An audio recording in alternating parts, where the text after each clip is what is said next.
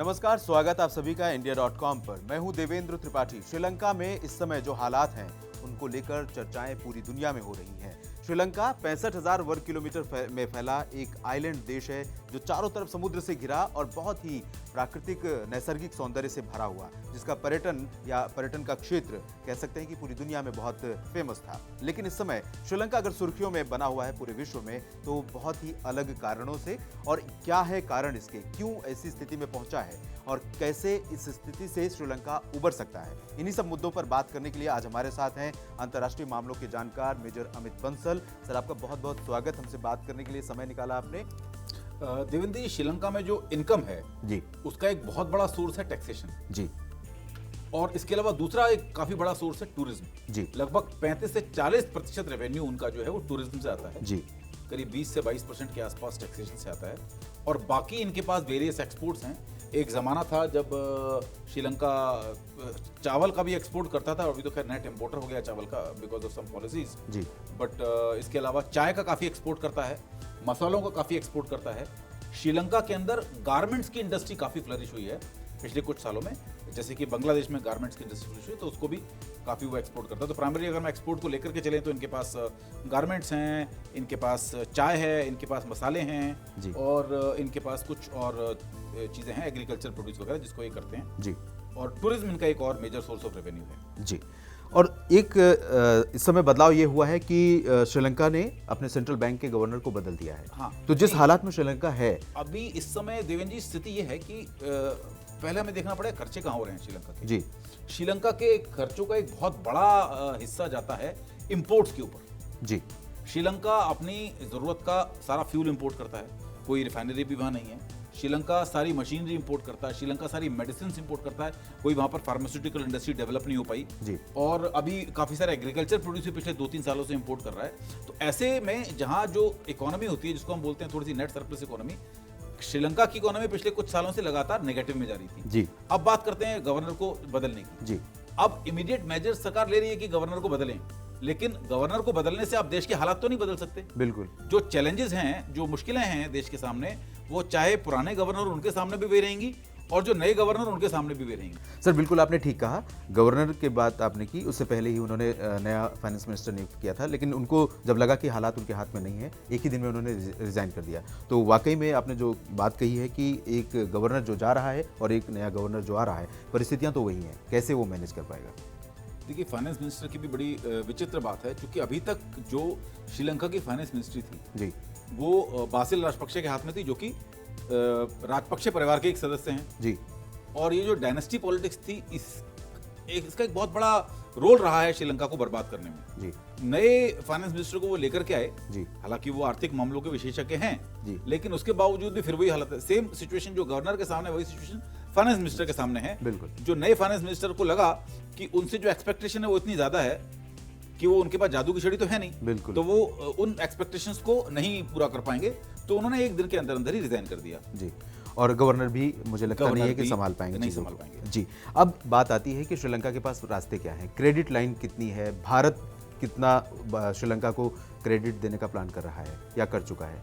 देखिए, श्रीलंका को बहुत सख्त कदम उठाने पड़ेंगे, टफ मेजर्स लेने पड़ेंगे, जी, एक्सट्रीम टफ मेजर्स, जिससे शायद जनता को थोड़ा कष्ट हो, जी, लेकिन लॉन्ग रन में श्रीलंका को फायदा होगा। जी, अभी जो श्रीलंका के पास अवेलेबिलिटी है, जो मैं देख पा रहा हूँ, करीब $2.5 बिलियन की क्रेडिट लाइन चाइना ने दी है, $2.5 बिलियन की, जी, और करीब $2.5 बिलियन की ही क्रेडिट लाइन भारत ने भी दी है। जी, इसके अलावा जो और फाइनेंशियल इंस्टीट्यूशंस हैं, जिसमें कि हमारे पास एक्सिम बैंक है, हमारे पास कुछ वेरियस अदर फाइनेंशियल इंस्टीट्यूशन हैं, IMF कुछ है। यूरोप के कंट्रीज हैं। अभी आईएमएफ की बात नहीं आ रही है। अच्छा। आईएमएफ का अभी तक कोई प्रोजेक्ट डिक्लेयर नहीं हुआ, लेकिन हाँ, इसके अलावा जो बाकी छोटे मोटे फाइनेंशियल इंस्टीट्यूशन हैं, इन्होंने भी मिलाकर के करीब $1 से $2 बिलियन के आसपास क्रेडिट लाइन देने की बात कही है। जी, तो ओवरऑल देखें तो $7 बिलियन लगभग हाँ, श्रीलंका के 6 से 7 बिलियन की क्रेडिट लाइन इनके पास अभी है। जी, अब ये क्रेडिट लाइन है, उसमें एक थोड़ा सा कैच है। ये क्रेडिट लाइन श्रीलंका का कर्जा चुकाने के काम में नहीं आ सकती है। जी, ये क्रेडिट लाइन केवल श्रीलंका में आवश्यक वस्तुओं की आपूर्ति सुनिश्चित करेगी। ओके अगर श्रीलंका में फ्यूल चाहिए तो फ्यूल इस क्रेडिट लाइन के थ्रू आएगा जी। अगर श्रीलंका में दवाइयां चाहिए, खाना चाहिए, तो वो इस क्रेडिट लाइन के थ्रू आएगा। एसेंशियल गुड्स आएंगे इसके अंदर। जी। पर जो श्रीलंका को कर्जा चुकाना है फाइनेंशियल इंस्टीट्यूशन का, जिसका कि करीब $7.8 बिलियन उनको इसी साल में चुकाना है जी। इसके अलावा करीब $1 बिलियन के सोवरेन बॉन्ड्स हैं, तो मोटा मोटा 8 से $8.5 बिलियन इनको चुकाना है जी। उसके लिए पैसा कहां से आएगा, ये बहुत बड़ा सवाल प्रश्न चिन्ह है। बिल्कुल। अभी अर्जुन राणातुंगा भी विरोध में आए थे और उन्होंने बहुत सारी बातें कही। उन्होंने कहा कि जिस तरह से जनता विरोध कर रही है, जनता का भी आरोप है श्रीलंका सरकार पर कि उसने चाइना के हाथों देश को बेच दिया है, इसलिए हालात इस तरह से बने हुए हैं। तो ये $8 बिलियन का जो आपने क्रेडिट ऋण या कहें कि कर्ज में है श्रीलंका, उसका जिक्र किया, कहीं ना कहीं उससे रिलेटेड है। अगला सवाल सर ये है कि इराक और नॉर्वे में श्रीलंका ने अपने दूतावास बंद कर दिए, ऑस्ट्रेलिया में वाणिज्य दूतावास बंद कर दिए। ये समय ऐसा है कि जब श्रीलंका को ऐसे देशों से संबंध को और प्रगाढ़ करने चाहिए जहां से उसको मदद मिल सके। तो इस कदम का क्या मतलब समझा जाए, आम जनता, आम लोग क्या समझें इस कदम से? देखिए, इसके दो अर्थ लिए जा सकते हैं जी। पहली बात को, जिन देशों से श्रीलंका के बहुत अधिक वाणिज्य संबंध नहीं है जी, जहां से उनके बहुत ज्यादा अच्छे ट्रेड रिलेशंस नहीं है, जहां से उनके डिप्लोमेटिक रिलेशंस नहीं है जी, वहां पर उन्होंने इन एम्बेसीज को बंद कर दिया जी। ताकि खर्चे को बचाया जा सके। ओके एक पहली चीज। जी, दूसरी चीज, उन्होंने इन प्रॉपर्टीज को भी शायद डिस्पोज ऑफ किया है, जो मुझे पूरी तरह से पता नहीं, बट हाँ कुछ प्रॉपर्टीज डिस्पोज ऑफ की हैं, जी, तो उससे थोड़ा सा इन्होंने पैसा भी जनरेट करने की कोशिश की है। जी। तो ये एक ऑस्टेरिटी मेजर है और मुझे नहीं लगता कि इसमें कुछ ऐसी बात है, क्योंकि इराक के साथ श्रीलंका का कोई ट्रेड नहीं है जी, नॉर्वे के साथ कोई ट्रेड नहीं है, ऑस्ट्रेलिया के साथ भी जो ट्रेड है बहुत मिनिस्क्यूल है।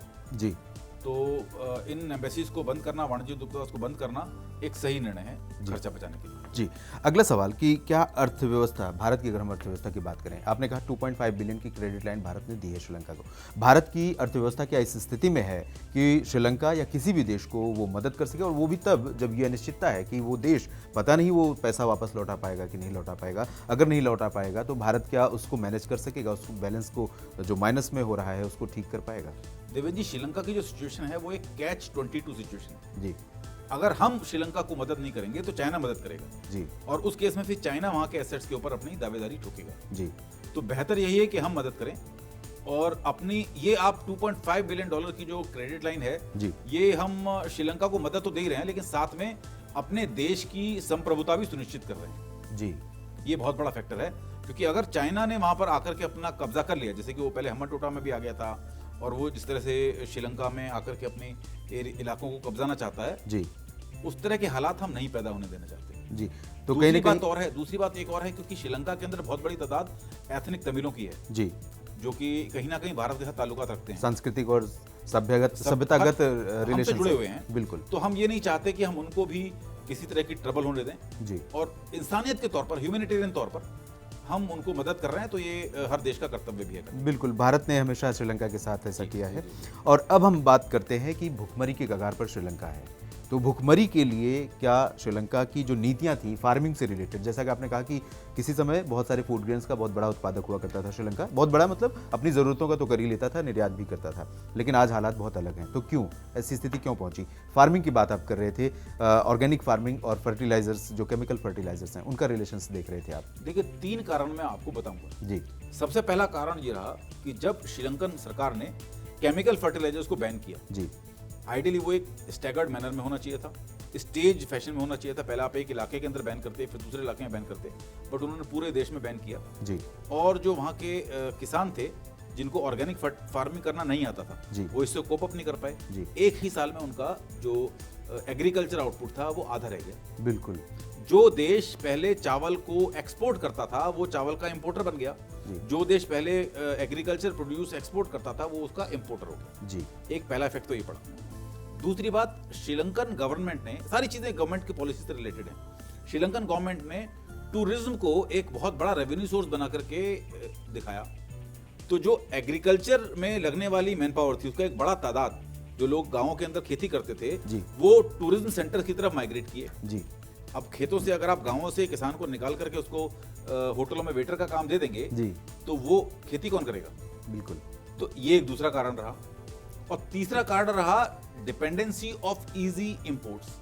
इंपोर्ट्स आप 2-3 साल पहले की अगर बात करेंगे तो इंपोर्ट्स सस्ते थे, तो उनको लगा ठीक है कि अगर हम चावल उत्पादन नहीं भी कर रहे हैं तो हम भारत से या कहीं और से उसको मंगा करके आसानी से अपनी जरूरतें पूरी कर सकते हैं। जी। तो जब आप किसी को इंपोर्ट की जो आदत पड़ जाती है, बिल्कुल, तो आप उन्होंने प्रयास नहीं किया कि अपने एग्रीकल्चर को, अपनी खेती को, कृषि को वापस उस पायदान पर लेकर के आए जहां से वो खिसक करके नीचे आई है। जी, तो जो एक बार एग्रीकल्चर प्रोडक्शन का गिरना शुरू हुआ तो वो कभी ऊपर ही नहीं उठ पाया। बिल्कुल, ये कारण रहे जिसकी वजह से आज देश भुखमरी की कगार पर खड़ा है। बिल्कुल। तो वर्तमान हालात को अगर बदलना है तो कहीं ना कहीं इस फैसले को उसको वापस लेना पड़ेगा। फर्टिलाइजर, जो केमिकल फर्टिलाइजर्स हैं, उनको वापस शुरू करना पड़ेगा। देखिए, ये सारी चीजें जो हैं नीतिगत फैसले हैं। आपको एग्रीकल्चर प्रोड्यूस बढ़ाना पड़ेगा। हम अगर 60s में भारत की ग्रीन रिवॉल्यूशन की बात करते हैं तो उस समय में भी केमिकल फर्टिलाइजर्स आए थे, पेस्टिसाइड्स आए थे, जी, और उनको बड़ी तादाद में इस्तेमाल किया गया था। हालांकि धीरे धीरे उनके ऊपर काबू पाया गया, लेकिन फिर भी अगर आपको एक एग्रीकल्चर रिवॉल्यूशन चाहिए तो इन चीज़ों का इस्तेमाल करना पड़ेगा। और मुझे लगता है कि अब इस स्थिति में अगर श्रीलंका को उबरना है, निकलना है इस समस्या से, तो उसको एक नई भारत के जैसी ग्रीन रिवॉल्यूशन की आवश्यकता है। जी। अब एक आखिरी सवाल जो कि बहुत बड़ा है और इसी के इर्द गिर्द सारे सवाल घूम रहे हैं कि क्या परिवारवाद, राजनीति में जो परिवारवाद है, श्रीलंका को इस मोड़ पर लाने के लिए सबसे बड़ा जिम्मेदार कारण है? श्रीलंका को इस मोड़ पर लाने का अगर कोई कारण है, जी, सबसे बड़ा कारण नहीं, अगर कोई कारण है जी, तो वो है परिवारवाद। आप सोचिए, एक देश जहां पर एक भाई राष्ट्रपति है, जी, दूसरा भाई प्रधानमंत्री है और उसके पास रक्षा मंत्रालय भी है, जी, तीसरा भाई फाइनेंस मिनिस्टर है, और एक ही परिवार के 9 लोग, मंत्रालय एक ही में। परिवार के 9 लोग केंद्रीय कैबिनेट में हैं। 9 लोग, एक दो नहीं।